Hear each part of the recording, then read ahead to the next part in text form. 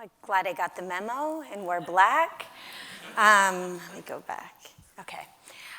So today I'm going to be talking about my artwork, which is often about engaging systems of government power, more recently corporations, but here I'm going to talk about government power.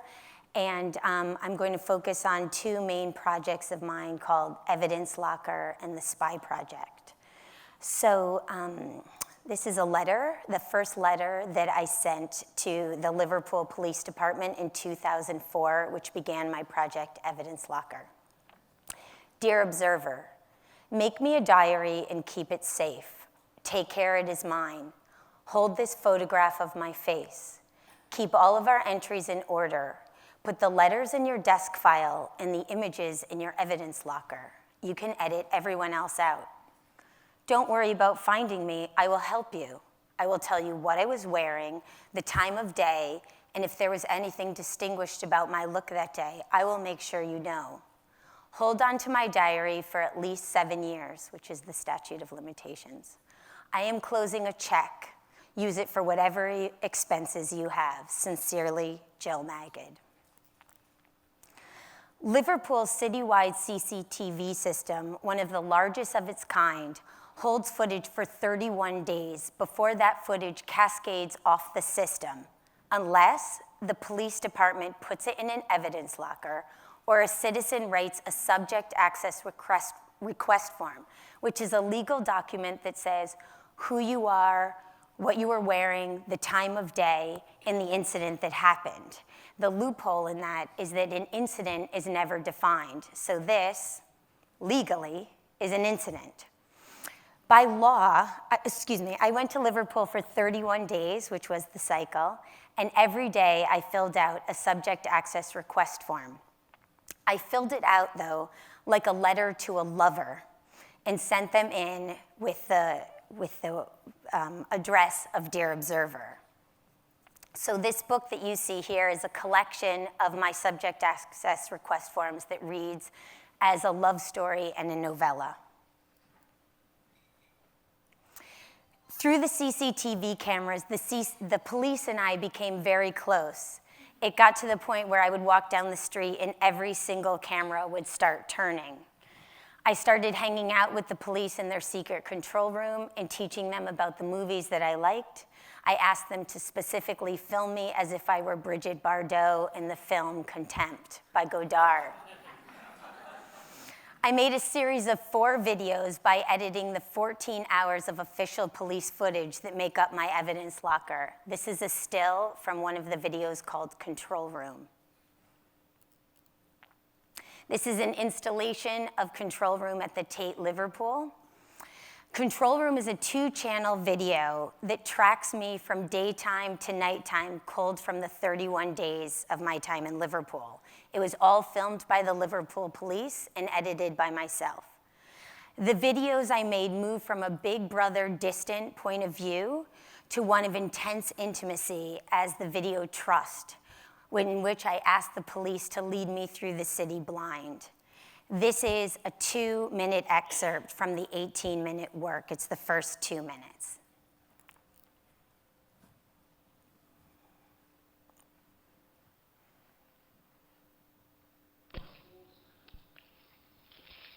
Hi, Jill. Where are you?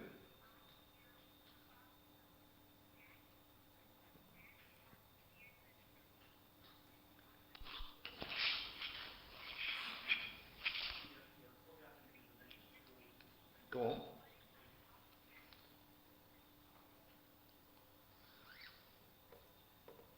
That may be very difficult, but we'll try it. Well, I'm quite away from you. I'll just zoom in on you.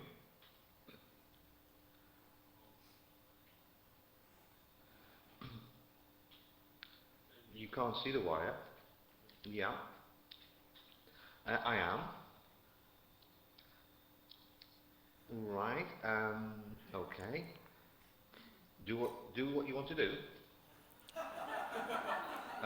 Are your eyes closed?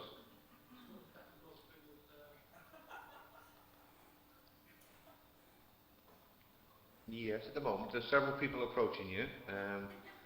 There's quite a lot of people actually. Just be careful. There's a little old lady in front of you. To your right. No, you carry straight on. You're going to your left, Jill. You're veering off. Stop, Jill. Right, turn right a little bit. Right, that's better now. Now you're back on course again, and walk straight ahead. Now, stop again. Stop. You're veering left all the time. You're done. Try to. Yeah. You're getting a few strange looks, but.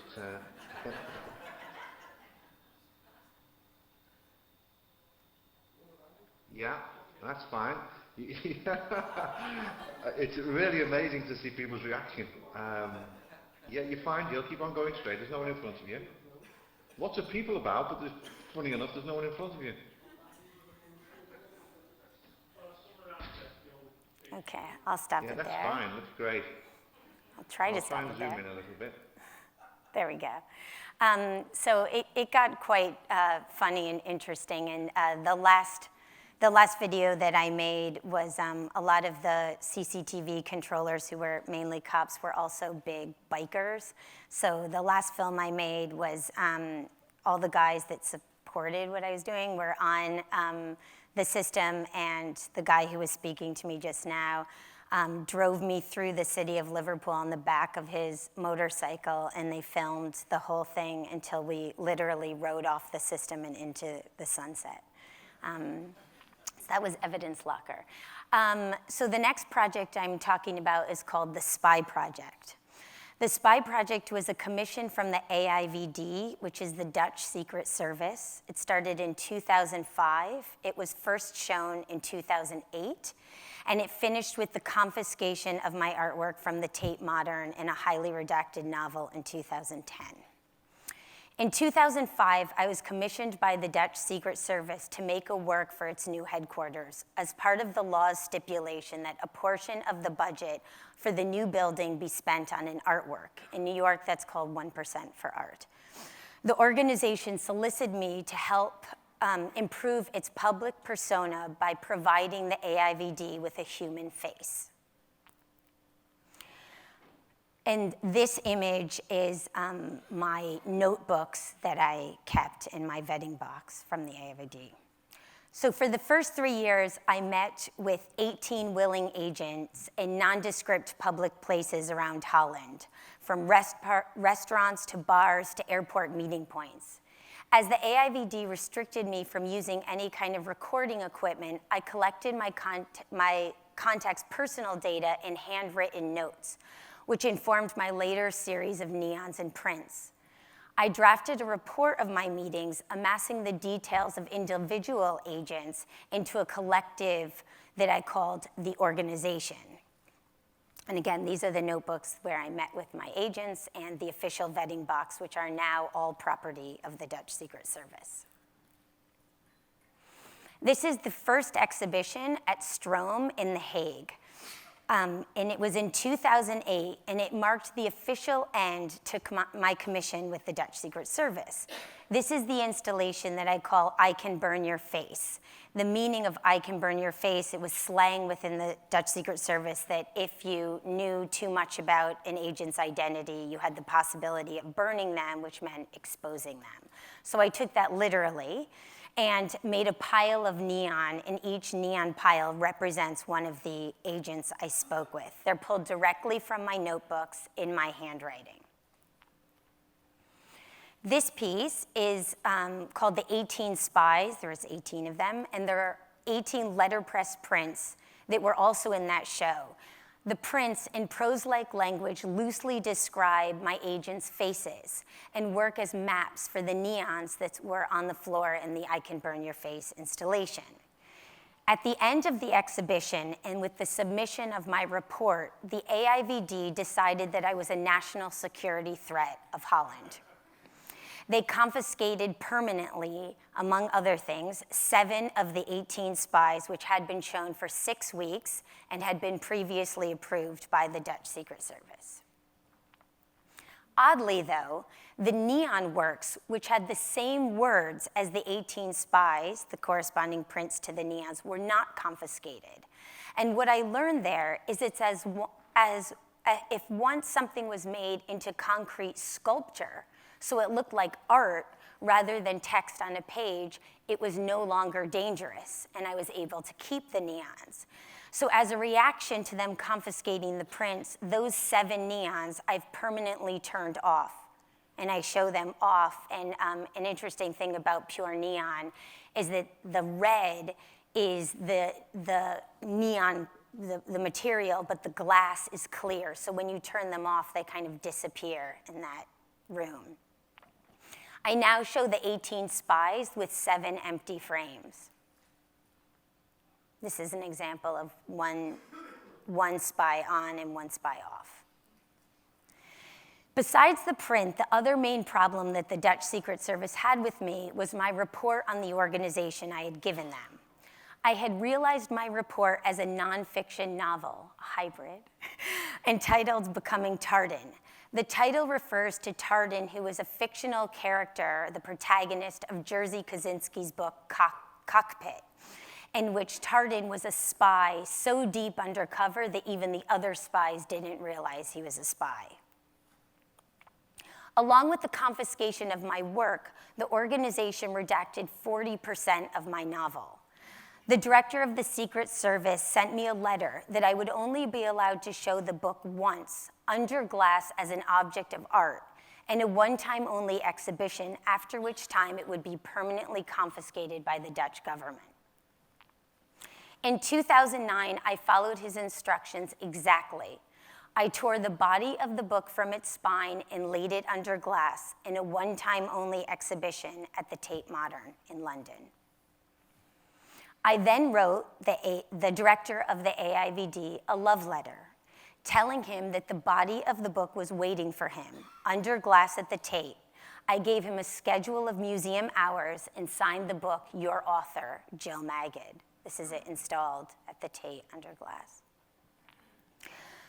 Unlike what my lawyer thought would happen, that they would never show up, they did. So the organization responded by performing my instructions. They came to the Tate Modern on the last day of the show and confiscated my only copy of the uncensored book, Becoming Tardin. In 2010, I published the redacted version of my novel, with large empty gaps in the text. And it's interesting to say that unlike the US or the British Secret Services, where they black out the text and it's this very aggressive in your face, something's been removed, the Dutch white things out. So you actually don't know what's missing. It's a very powerful tool. So with large empty gaps in the text, the AIVD shared my authorship, erasing the face that they had commissioned me to expose. So this image comes from something I'm currently working on. Some of you might be familiar with Laura Poitras, who spoke at PopTech, I think a couple of years ago. She is the journalist and filmmaker that did Citizen4. She's the filmmaker that Snowden contacted, and Citizen4 is the excellent film that she did about Snowden coming forward. So Laura asked me to write for her upcoming Whitney Museum Retrospect catalog that will come out in February at the time with her show. And I got access to Snowden's archive. And so from this archive, I was able to do a work that will be included in Laura's book. And this image, which was the only one I was allowed to show, is one that I love, and it's from a PowerPoint presentation from the GCHQ, which is the Government Communications headquarters. And they're kind of like the cool kid hackers of the NSA, and it was a PowerPoint on the art of deception, and I thought it was interesting to show you that. So thank you very much. Have a good rest of your day.